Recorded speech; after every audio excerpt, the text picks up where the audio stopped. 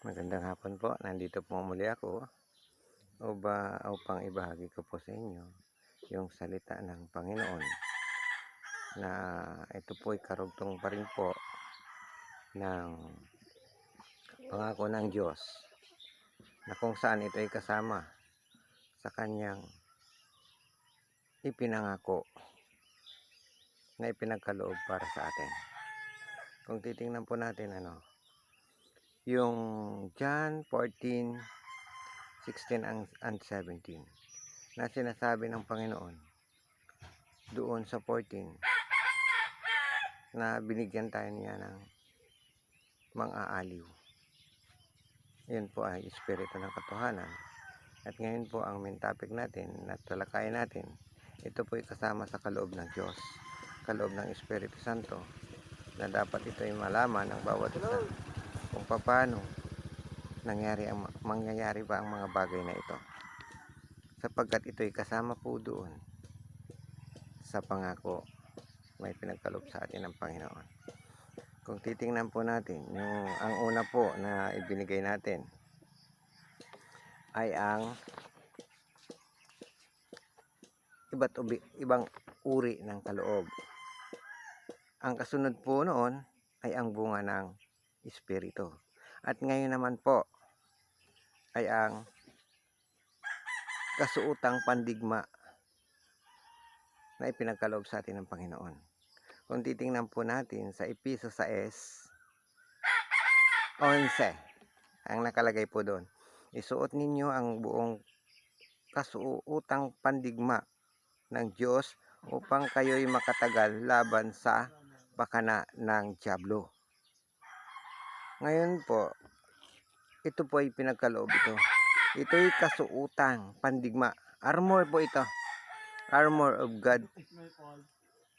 At kung titingnan po natin, para po makalaban tayo doon sa dyablo.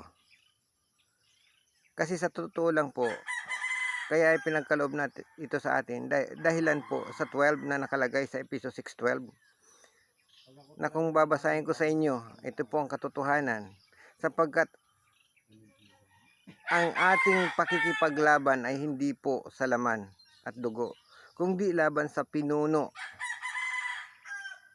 sa mga pinuno, laban sa mga makapangyarihan, laban sa kapangyarihan ng di nakikita, na naghahari sa sanlibutan sa kadilimang ito, laban sa hukbong espiritual ng kasamaan sa kalangitan. Yan po ang tunay na kalaban natin. Hindi po yung tao, kundi po yung hukbo sa sangkalangitan. Ito po ay si Satanas. Kaya't po sinabi rito doon sa 13 po, ang sinabi niya, kaya't kunin ninyo ang buong baluti ng Diyos upang kayo'y makatagal sa araw ng masama. At kung magawa na ninyo ang lahat ay tumayong matatag. Kung titingnan po natin, mahigpit po na pinagsabi rito sa 13 po, 6:13. Kaya't kunin ninyo ang buong baluti. Ngayon po, paano nga natin makukuha? Di ba sinabi ko na sa inyo na kailangan kunin mo muna yung mga aliw at itanim mo muna sa puso mo yung Espiritu Santo. Parang makuha mo ito at maisuot mo yung baluti. Kasi, tulad nga ng sinabi ko, sa umpisa pa lamang, kailangan ang mga aliw ay nasa puso mo. Kasi hindi mo ito mapapakinabangan. Wala kang kasuotang pandigma.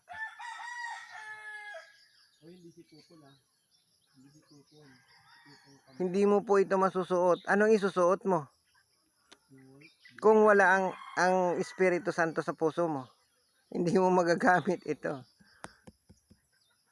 Kailangan, tulad nga sinabi ko sa inyo, ang pinakamahalagang bagay, kaya ito binabahagi sa inyo upang malinaw na maunawaan ninyo na ang mga aliw, ang espiritu ng katotohanan, iyon po ang pinakamahalaga. Kaya tinuturo ko to sa inyo, parang iyon muna ang unang gagawin ng isang tao para makuha niya yun at magamit niya ang tatlong bagay na ito, ang kaloob, o ibang uri ng kaloob, bunga ng espiritu at ang baluti ng Diyos. Doon po ito magmumula lahat. Kasi ang Diyos po ay espiritu. At sinabi ng espiritu, sambahin natin siya sa espiritu at katotohanan. Ngayon, kung hindi po natin alam ang katotohanan, na ito ay manggagaling lamang doon sa espiritu din na magkakaloob sa iyo para magamit mo ito. Kung titingnan po natin ano ang dapat na ang mga nakapaloob dito sa baluti. Kung titingnan po natin ang 14. Kaya tumindig kayo na ang inyong mga baywang ay nabibigkisan ng katotohanan. Nandito na naman po tayo. Kaya nandito ako sa inyo dahil sa katotohanan. Dahil po sa espiritu ng katotohanan. Kaya ako nagbabahagi sa inyo.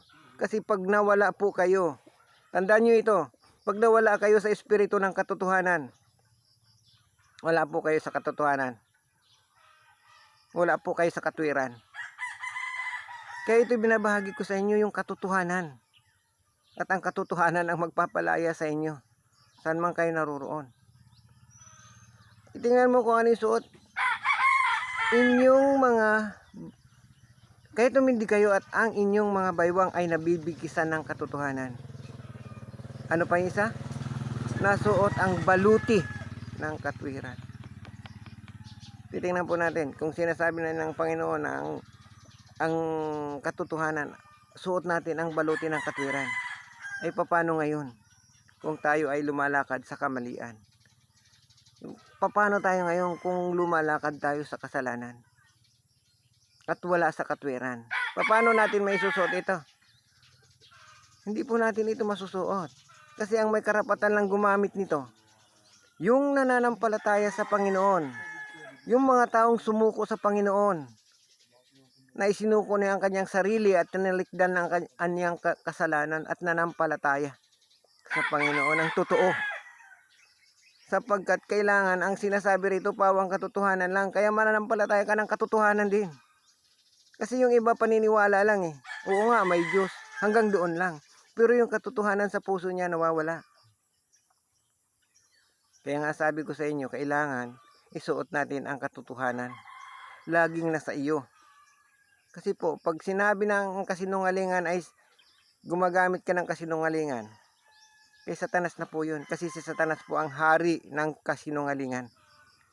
Hindi na espiritu ng Diyos ang kumikilos doon. Kung di si Satanas na, sapagkat ikaw ay nagsisinungaling. Wala ka sa katwiran. Wala ka sa katotohanan. Kaya nga sinasabi ko sa inyo ito, para kayo, sabi, kaya't kunin ninyo ang buong baluti ng Diyos upang kayo'y makatagal sa araw ng masama. At kung magawa na ninyo ang lahat, ay tumayong matatag. Kaya nga, ang pinakamahalaga sa lahat ay kunin mo muna. Kumbaga itanim mo muna sa puso mo. Kunin mo muna ito sa Diyos parang magamit mo. Ayun po ang pinakamahalaga. Parang mapapakinabangan mo ito. Paano mo ngayon magagamit ito?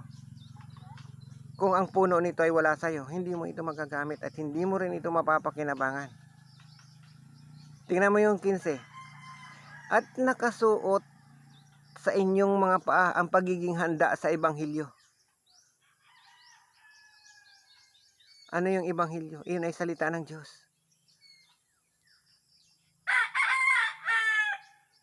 Ng kapayapaan. 16. Kasama ng lahat ng mga ito, taglay ninyo ang kalasag ng pananampalataya. Nandun na naman po tayo sa pananampalataya. Sapagkat kung wala kang pananampalataya, hindi ito mabubuhay sa'yo. Package deal po ito eh. Kailangan itanim mo muna yung yung puno nito. Tapos manampalataya ka. Tingnan mo, mayroon pong nakaakibat ditong kalasag. May atak pa ito. At masusugpo ang mga nag-aapoy na palaso ang masama. May atake rin po yun. At itong 17 po. At taglayin ninyo ang helmet ng kaligtasan. Yun. At ng tabak ng espiritu. Alam nyo po kasi yung tabak ng espiritu, yun ang makakapangyarihan eh. at yung helmet ng kaligtasan yung inaasahan natin. Kasi ang Espiritu po ay siyang salita ng Diyos. Iyon ay makapangyarihan. At sa 18 po, tingnan po natin yung 18. Manalangin kayo sa Espiritu. O kanina saan po manalangin? Malinaw po ito. Manalangin kayo sa Espiritu sa lahat ng panahon, sa bawat panalangin at pagsamo. At sa mga bagay na ito ay maging handa na may buong pagtiyatiyaga at pagsusumamo para sa lahat ng mga banal. Kaya po manalangin po tayo na ipagkaloob sa atin ang baluting ito. At ituro din sa atin po ng Panginoon kung paano natin ito magamit. Ngayon sinasabi ko na to sa inyo kung paano paraan para magamit mo ito at para mapakinabangan mo ito ay kunin mo muna sa Panginoon ang kanyang ipinangako na mang-aaliw. Yun po ay espiritu ng katotohanan. Parang wag po kayo mapalayo sa katotohanan. Sapagkat yung espiritu na yun na ipagkakaloob sa inyo ay totoo at katotohanan. Wala pong false prophet dito eh. Walang huwad na magtuturo kung ikaw ay nasa katotohanan. Hindi ko lang alam ang iba, pero alam ko na marami ang hindi gumagamit ng salita ng katotohanan.